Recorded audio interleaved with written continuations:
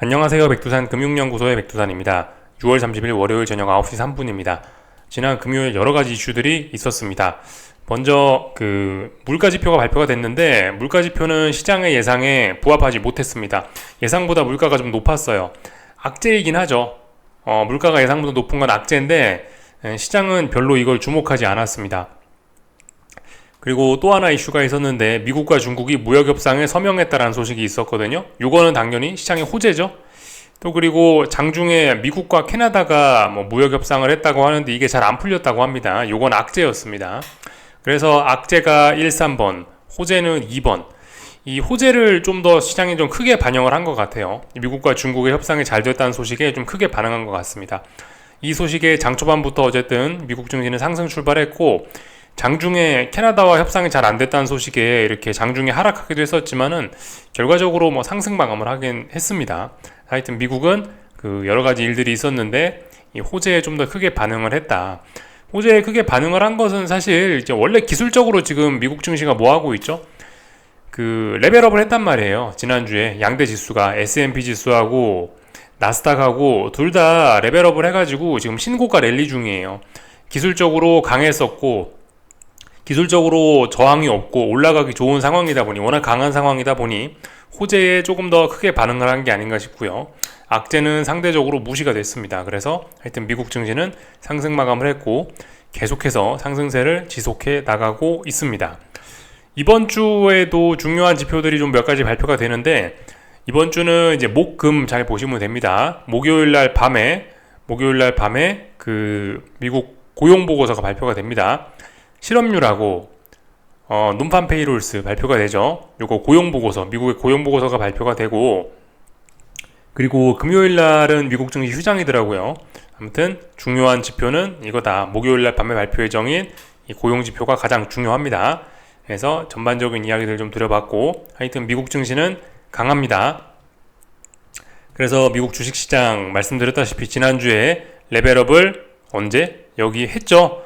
이날 24일 날 레벨업을 했고 이 다음부터 굉장히 강하게 상승을 이어나가고 있죠. 잘 나가고 있습니다. 지금 굉장히 단기적으로 좀 과열되는 느낌이 있을지 모르겠지만은 과열 이런 생각을 지금 아직은 하시면 안 될 것 같습니다. 왜냐면은 이쪽 구간에서 이 한이 맺혔거든요. 에너지를 그러니까 많이 모았거든요. 여기서 힘을 많이 모았다가 이쪽에서 그 힘이 발산되고 있는 과정이기 때문에 여기서 이 힘을 모았던 구간이 상당히 깁니다. 그죠? 5월 중순부터 해서 6월 중순까지 거의 한 달을 힘을 모았기 때문에 쌓아놓은 힘을 터뜨리는 거기 때문에 지금 이런 강한 상승이 그다지 말이 안 되지는 않습니다. 나스닥 잘 올라가고 있고 하여튼 상승 목표치 어디까지인지 모릅니다. 이런 신고가의 경우에는 함부로 상승 목표치를 예상을 하기가 좀 어렵습니다. 근데 약간의 어떤 기술적인 힌트 같은 걸 조금 드리자면 간단한 팁 같은 걸 드리자면은 이런 상황에선 고점과 고점을 연결한 이런 추세선이 좀 영향을 많이 미칠 수 있습니다. 여러 가지 선들을 좀 그어 보시고 이렇게 선들을 그어 보다 보면 이 위쪽에 어떤 목표치가 그나마 어떤 저항이 가상의 라인이 하나 생기거든요. 이런 자리가 어떤 저항일 수 있습니다. 근데 이 저항까지 가기 전에도 밀릴 수 있고 이런 저항을 뚫고 나갈 수도 있고 어떻게 될지 모르는 겁니다. 지금은 신고가 랠리 중 나스닥 보고 계시고요. 신고가 랠리 중 저항이 없는 상황이기 때문에 매수세가 압도적으로 강한 그런 상황이기 때문에 함부로 거꾸로 생각하시면 안 된다는 겁니다. 미국 증시가 강하게 올라가고 있고 하여튼 지금은 이제 다시 미국이 신나게 치고 나가기 시작한 거죠. 그죠?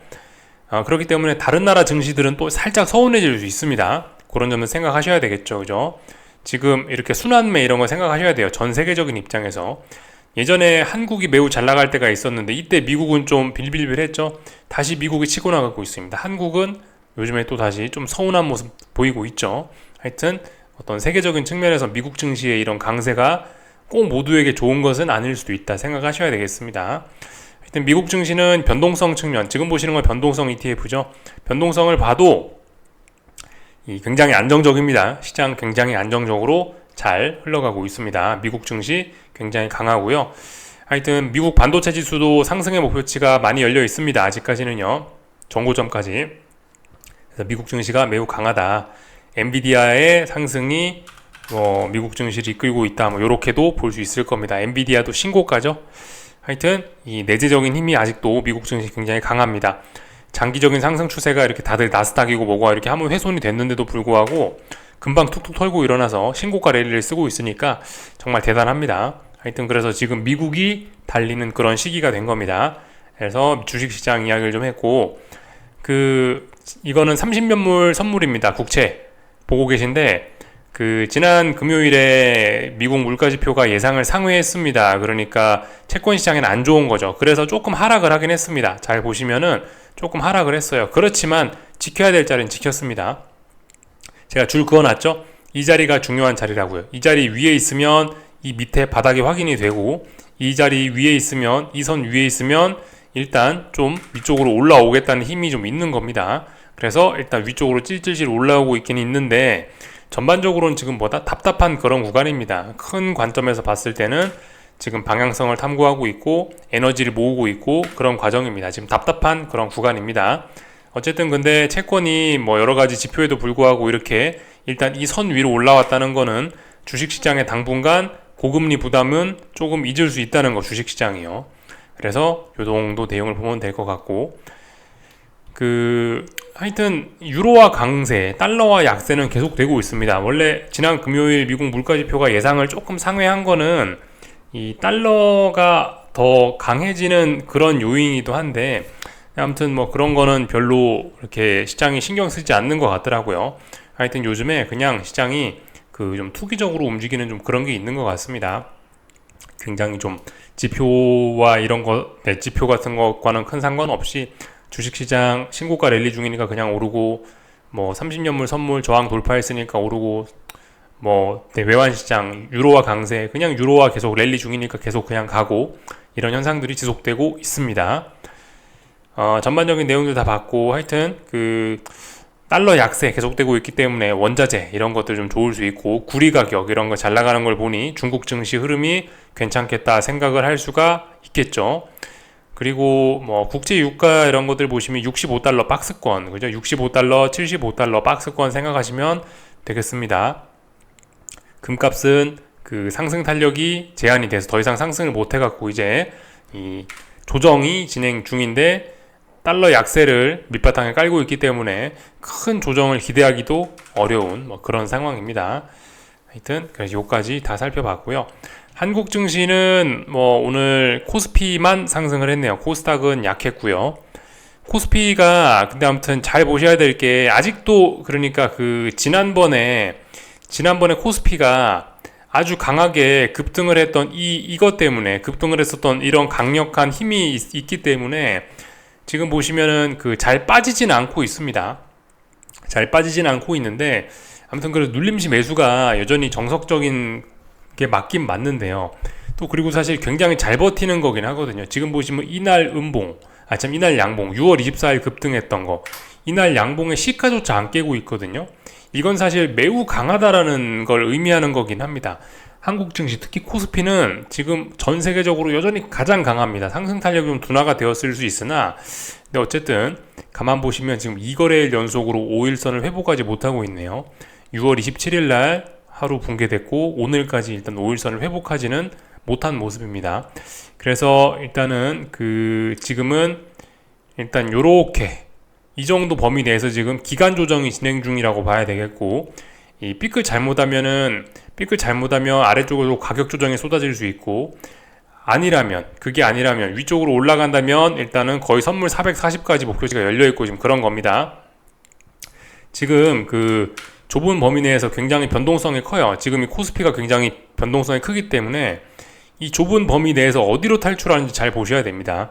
아래로 탈출하면 아래로 많이, 위쪽으로 가면 위쪽으로 많이 갈 수 있습니다.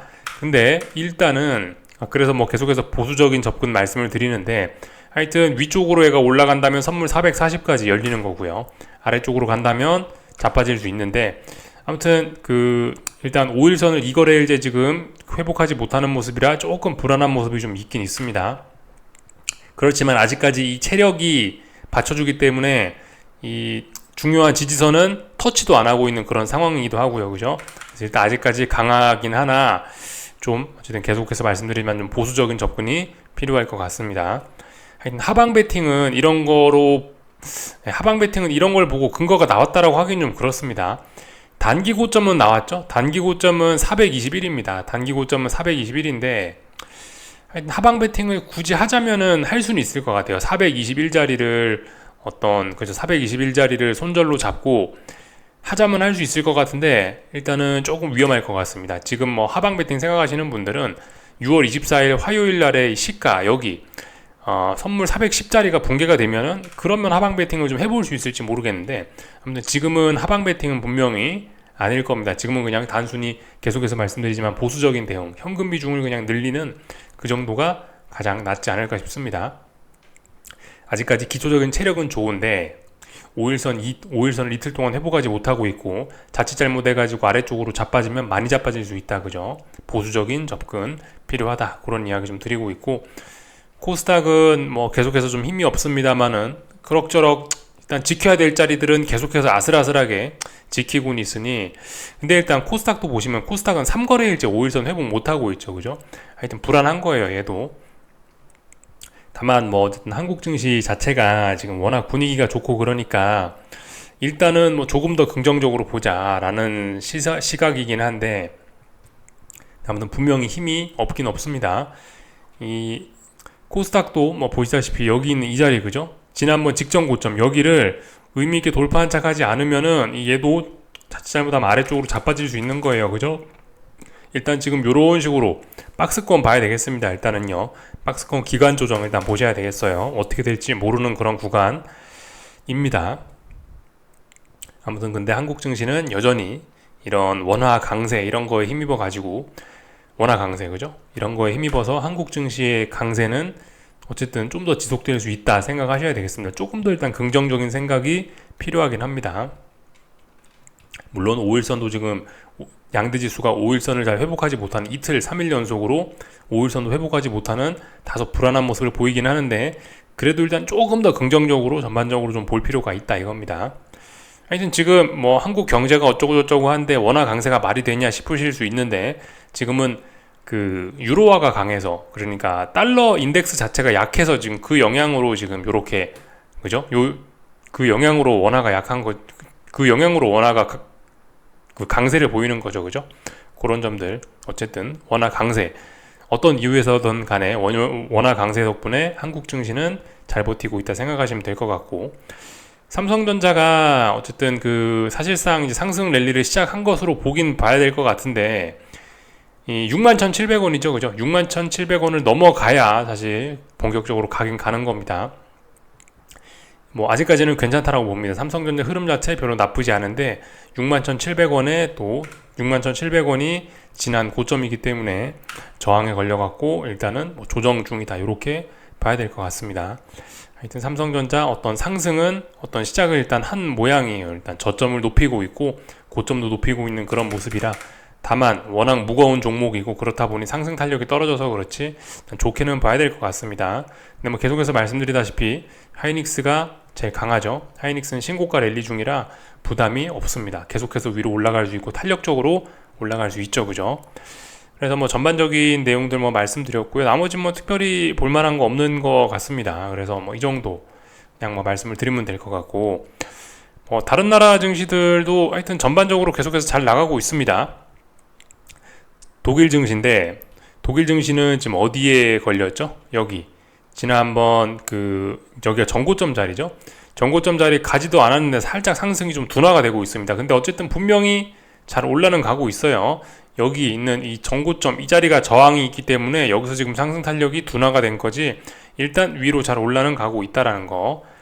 그리고 이번에 여기서 저점을 이렇게 한번 낮췄었기 때문에, 중요한 자리를 한번 깼었기 때문에 기본적인 시나리오는 이번에 당장 여기 뚫고 올라가긴 어렵다, 한 번에 여기 뚫고 올라가긴 어렵다라는 게 기본 시나리오이긴 한데 어떻게 될지 일단 보자고요. 여긴 분명히 무거운 저항이죠. 이 자리 넘어가면 레벨업입니다. 그리고 뭐 일본 증시도 잘 나가고 있습니다, 그죠? 일본 증시 지난번에 요런 식으로 어떤 추세선이 있었는데 하여튼 박스권 돌파 한착하고 레벨업해서 잘 올라가고 있는 그런 모습이죠. 일단 뭐 잘 올라가고 있습니다.